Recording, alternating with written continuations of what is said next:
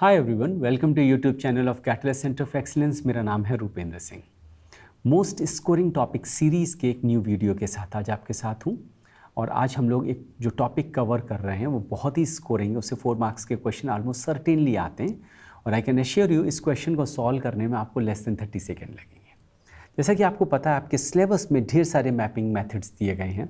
आपके सिलेबस में linkage mapping है, आपके सिलेबस में मैपिंग थ्रू टेट्राड एनालिसिस है, आपके सिलेबस में bacterial mapping basically interpret gene mapping mention किया गया है। ये बात अलग है।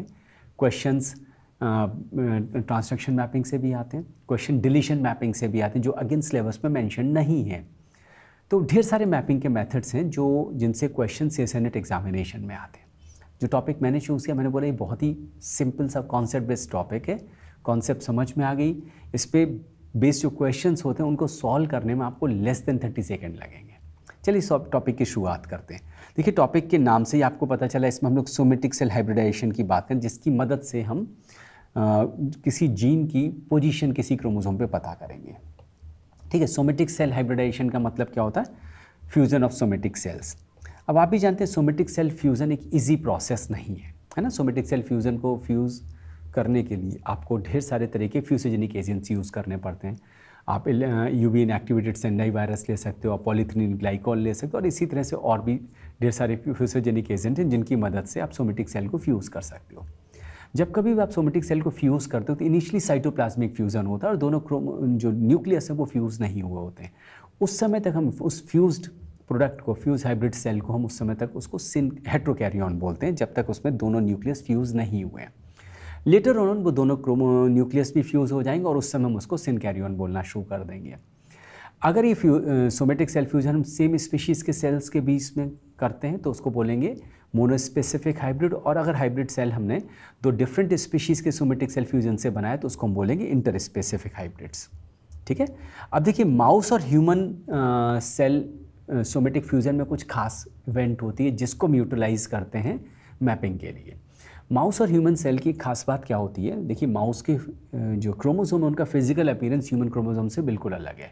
तो अगर आप दोनों सेल को फ्यूज़ करोगे तो हाइब्रिड सेल में आप इजीली आइडेंटिफाई कर सकते हो ये माउस सेल क्रोमोसोम है और ये ह्यूमन क्रोमोसोम है। बट एक खास बात क्या होती है, जब आप माउस और ह्यूमन सेल को फ्यूज़ करते हो इस हाइब्रिड प्रोडक्ट में, माउस के तो सभी क्रोमोसोम्स प्रेजेंट रहते हैं बट ह्यूमन क्रोमोसोम रेंडमली कुछ एलिमिनेट हो जाते हैं, कुछ बचेंगे, कुछ एलिमिनेट हो जाएंगे। और हर हाइब्रिड सेल में अलग अलग क्रोमोसोम्स बचेंगे और अलग अलग क्रोमोसोम्स एलिमिनेट हो जाएंगे। ठीक है। अब आप भी जानते हैं आज के समय में इतनी अंडरस्टैंडिंग सभी को है कि जीन्स क्रोमोसोम पे प्रेजेंट होते हैं और जीन्स किसी न किसी बायोकेमिकल एक्टिविटी के लिए रिस्पॉन्सिबल होते हैं, जिसको हम फिनोटाइप समझ सकते हैं। अब हम फिनोटाइप को हम यहाँ पे बायोकेमिकल एक्टिविटी के फॉर्म में समझने की कोशिश करें। उदाहरण के तौर पे अगर मैं कहूँ कि मैं थाइमिडीन काइनेज जीन किस क्रोमोसोम पे प्रेजेंट है ये जानना चाहता हूँ, तो कैसे पता करेंगे? ठीक है।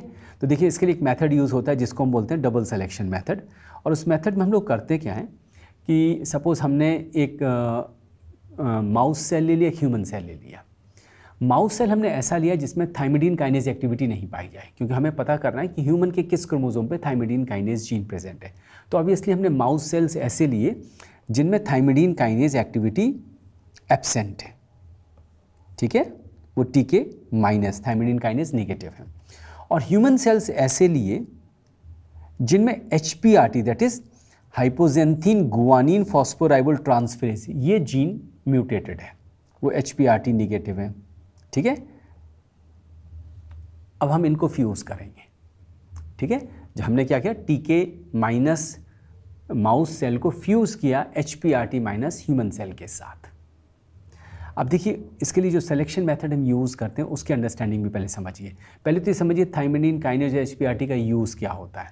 देखिए, आप भी जानते हैं किसी भी सेल को सर्वाइव करने के लिए उसको न्यूक्लियोटाइड्स की ज़रूरत होती है। और न्यूक्लियोटाइड सिंथेसिस का जो नॉर्मल पाथवे होता है, जो मेजर पाथवे होता है, उसमें प्रीकर्सर की मदद से आप न्यूक्लियोटाइड सिंथेसिस कर लेते हो।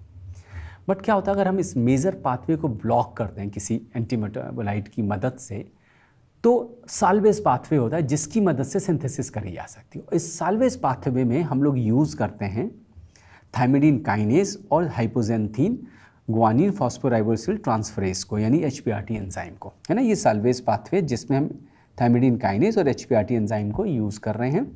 और जो मेजर पाथवे जो नॉर्मली सिंथेसिस के लिए यूज़ किया जाता है न्यूक्लियोटाइड की। ठीक है, अब देखिए जब हमने हाइब्रिड सेल बनाया, हाइब्रिडाइजेशन, सोमेटिक हाइब्रिडाइजेशन किया माउस और ह्यूमन सेल का, जो फ्यूज्ड सेल मिले तो उसमें पॉसिबल है कुछ हाइब्रिड्स हों, कुछ पेरेंटल माउस सेल हों, कुछ पेरेंटल ह्यूमन सेल्स हों। तो हमें पहले तो सिलेक्शन करना होगा कि हमें हमारे पास सिर्फ हाइब्रिड सेल्स आए। ठीक है, तो आप क्या करेंगे, देखिए अगर हम उस मीडियम में जहाँ पे हाइब्रिड सेल्स पढ़े उसमें एक एंटी मेटाबोलाइट लाइक एमिनोप्टेरिन डाल दें। एमिनोप्टेरिन क्या करेगा, एमिनोप्टेरिन की प्रेजेंस में, आप समझिए, एमिनोप्टेरिन की प्रेजेंस में मेजर पाथवे जो न्यूक्लियोटाइड बायोसिंथेसिस का वो ब्लॉक हो जाएगा, तो न्यूक्लियोटाइड की सिंथेसिस नहीं हो पाएगी। ठीक है, अब न्यूक्लियोटाइड की सिंथेसिस अगर नहीं हो पा रही तो अब साल्वेज पाथवे पे सेल रिलाई करेगा। ठीक है, तो हाइब्रिड सेल में थायमिडीन काइनेज जीन आ गया माउस से, ह्यूमन से, क्योंकि हम लोगों ने क्या किया था, टीके निगेटिव सेल माउस का लिया तो HPRT निगेटिव ह्यूमन का लिया था। तो उस हाइब्रिड सेल में थायमिडीन काइनेज जीन आ जाएगा ह्यूमन बीइंग से और HPRT जीन आ जाएगा माउस से। तो दोनों वाइल्ड टाइप जीन्स प्रेजेंट होंगे और दोनों जीन्स की प्रेजेंस में न्यूक्लियोटाइड सिंथेसिस हो सकेगी, जिसकी वजह से हाइब्रिड सेल सर्वाइव करेगा। बट टीके निगेटिव सेल या HPRT निगेटिव सेल यानी पेरेंटल माउस सेल और पेरेंटल ह्यूमन सेल वो सर्वाइव नहीं कर पाएंगे, क्योंकि अगर हम लोग माउस सेल की बात करें तो उसमें HPRT अगर पॉजिटिव है तो टीके निगेटिव है। बात समझ में आई? तो माउस सेल्स क्या करेगा कि वो थायमिडीन काइनेज की सिंथेसिस नहीं कर पाएगा, HPRT की सिंथेसिस, तो वो सर्वाइव नहीं करेगा क्योंकि एमिनोप्टेरिन डाला का तो मेजर पाथवे तो काम नहीं कर रहा। और इसी तरह से ह्यूमन सेल की बात करें, चूँकि HPRT निगेटिव है, थायमिडीन काइनेज है नहीं, तो वो भी साल्वेज पाथवे से न्यूक्लियोटाइड की सिंथेसिस नहीं कर पाएगा। तो इस तरह से आप हाइब्रिड सेल को सेलेक्ट कर सकते हो और पेरेंटल माउस और ह्यूमन सेल्स वो अलग हो जाएंगे, उनको आप डिफ्रेंशिएट कर सकते हो। ठीक है, अब देखिए जो हाइब्रिड सेल मिला, ठीक है, मैंने बोला कि हाइब्रिड सेल्स में, हर हाइब्रिड सेल में कुछ number of human chromosome eliminate हो जाते हैं, कुछ बचे रहते हैं। तो जिन जिन हाइब्रिड सेल्स में वो क्रोमोसोम प्रेजेंट है जिस पे थायमिडीन काइनेज जीन प्रेजेंट है, उन हाइब्रिड सेल में तो थायमिडीन काइनेज की एक्टिविटी पाई जाएगी और जिनमें एब्सेंट उनमें नहीं पाई जाएगी। सपोज फॉर एग्जांपल, अगर हम मुझे जानना है कि थायमिडीन काइनेज जीन किस क्रोमोसोम पर प्रेजेंट है, मैंने ये 5 हाइब्रिड सेल्स ले लिए। ठीक है, 5 हाइब्रिड सेल्स मैंने ऑब्टेन करे। इन 5 में अगर आप देखिए 4 में थायमिडीन काइनेज एक्टिविटी पाई जा रही है और 1 में नहीं पाई। 5th वाले हाइब्रिड क्लोन में थायमिडीन काइनेज एक्टिविटी एब्सेंट है। ठीक है, अब हम इंडिविजुअली हाइब्रिड क्लोन में देखेंगे उसमें कौन कौन से क्रोमोसोम प्रेजेंट है, कौन कौन से क्रोमोसोम एब्सेंट है। अगर किसी हाइब्रिड क्लोन में थायमिडीन काइनेज एक्टिविटी पाई जा रही है और उसमें कोई क्रोमोसोम एब्सेंट है, तो इसका मतलब उस क्रोमोसोम पे तो वो जीन प्रेजेंट नहीं है। ठीक है, इस तरह करके हम एलिमिनेट करते चले जाएंगे उन सभी क्रोमोसोम पे जिन पे वो जीन नहीं हो सकता। आइए शुरुआत करते हैं। सबसे पहले हाइब्रिड क्लोन 1 को देखते हैं। हाइब्रिड क्लोन 1 में आप देखिए थायमिडीन काइनेज एक्टिविटी पाई जा रही है और इसमें क्रोमोसोम 1 एब्सेंट है, यानी क्रोमोसोम 1 पे तो ये जीन नहीं हो सकता। इसी तरह से आगे बढ़िए, क्रोमोसोम 4 एब्सेंट है, थायमिडीन काइनेज एक्टिविटी पाई जा रही है, तो क्रोमोसोम 4 भी नहीं हो सकता, 7 भी नहीं हो सकता, 18 भी नहीं हो सकता। ठीक है, तो हाइब्रिड क्लोन 1 से हमें ये पता चल कि ये क्रोमोसोम पे तो थायमिडीन काइनेज जीन प्रेजेंट नहीं है। अब हाइब्रिड क्लोन 2 की एनालिसिस अगर करके देखें तो इसमें देखिए क्रोमोसोम Y एब्सेंट एक्टिविटी पाई जा रही है, यानी Y भी रिस्पॉन्सिबल नहीं हो सकता। उसके बाद आगे बढ़ें तो क्रोमोसोम 10, फिर 21। हाइब्रिड क्लोन 3 की एनालिसिस करी, इसमें एक्टिविटी पाई जा रही है। क्रोमोसोम X एब्सेंट, यानी क्रोमोसोम X पे तो थायमिडीन काइनेज जीन प्रेजेंट नहीं, तो ये भी एलिमिनेट हो गया। इसी तरह से आगे बढ़ते जाइए, क्रोमोसोम 9 एलिमिनेट हो गया, 15 एलिमिनेट हो गया। ठीक है, हाइब्रिड क्लोन 4 की एनालिसिस करते हैं तो क्रोमोसोम 2 भी एलिमिनेट हो गया।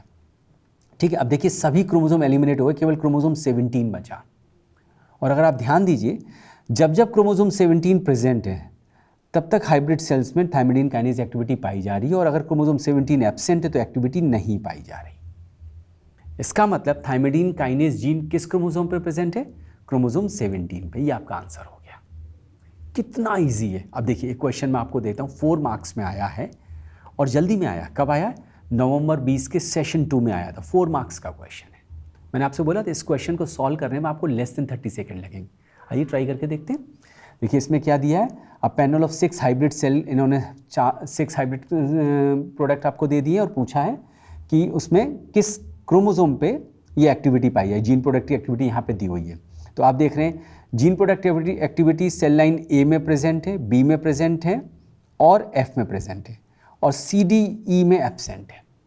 यानी जिस हाइब्रिड में एक्टिविटी पाई जा रही है उसमें जो क्रोमोसोम एब्सेंट है उस पर तो वो जीन नहीं हो सकता, उन क्रोमोसोम को हम एलिमिनेट करना शो करते हैं। हाइब्रिड क्लोन अगर सेल लाइन 1 में ए में देखें तो क्रोमोसोम 5 एब्सेंट है, यानी 5 पे तो ये जीन प्रेजेंट नहीं है, 6 भी एब्सेंट है, 7 भी एब्सेंट है, 8 भी एब्सेंट है, 9 भी एब्सेंट है, इवन 10 भी एब्सेंट है।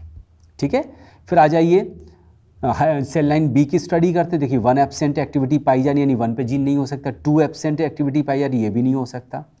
ठीक है, अब एफ को स्टडी करते हैं। एफ में अगर आप देखिए ह्यूमन क्रोमोसोम 3 एब्सेंट एक्टिविटी पाई जा रही है, 3 एब्सेंट यानी 3 भी नहीं हो सकता।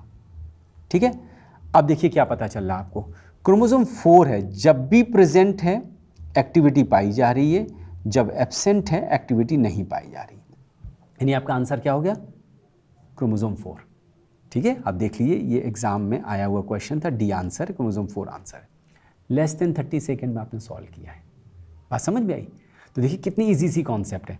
मैंने कहा था ना, टीम कैटलिस्ट ने मोस्ट स्कोरिंग टॉपिक सीरीज में वो टॉपिक्स चूज करें जिनसे सर्टेन क्वेश्चंस आते हैं, और हम आपको कॉन्सेप्ट सिखाएंगे। देखिए बेसिकली आप देखिए यूट्यूब पे मैक्सिमम टीचर्स क्या करते हैं, आपको MCQ सॉल्व कराते हैं। कोई 2 मार्क्स के क्वेश्चन सॉल्व कर, कोई 4 मार्क्स के क्वेश्चन सॉल्व कराए। फ़ायदा क्या होता है कि भाई जब आप क्वेश्चन सॉल्व करते हैं तो स्टूडेंट ज़्यादा इंटरेस्टेड होता है क्वेश्चन सॉल्व करने में। लेकिन जितने भी सेंसिबल स्टूडेंट वो इस चीज़ को समझते हैं कि कभी क्वेश्चंस रिपीट नहीं होते, तो क्वेश्चन सॉल्व करने से कहीं ज़्यादा अच्छा है आप पहले कॉन्सेप्ट्स पढ़िए। और आप भी जानते हैं कॉन्सेप्ट पढ़ाने के लिए स्किल की ज़रूरत होती है। तो जो अच्छे टीचर्स हैं वो आपको कॉन्सेप्ट्स पढ़ाएंगे, वो आपको इस लाइक बना देंगे, क्वेश्चन आप अपने आप सॉल्व करें।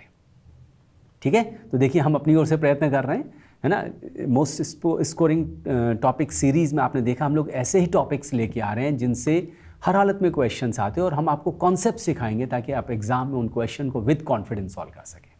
Okay, I hope you enjoyed watching this video. Please इस वीडियो को ज़रूर लाइक करिएगा, इसको शेयर करिए अपने फ्रेंड्स के साथ, सबको बताइए। देखिए टीम कैटलिस्ट किस तरह के टॉपिक्स पढ़ा रही है, कितने आराम से कॉन्सेप्ट सिखा रही है ताकि एग्जाम में हम क्वेश्चंस को सॉल्व कर सकें।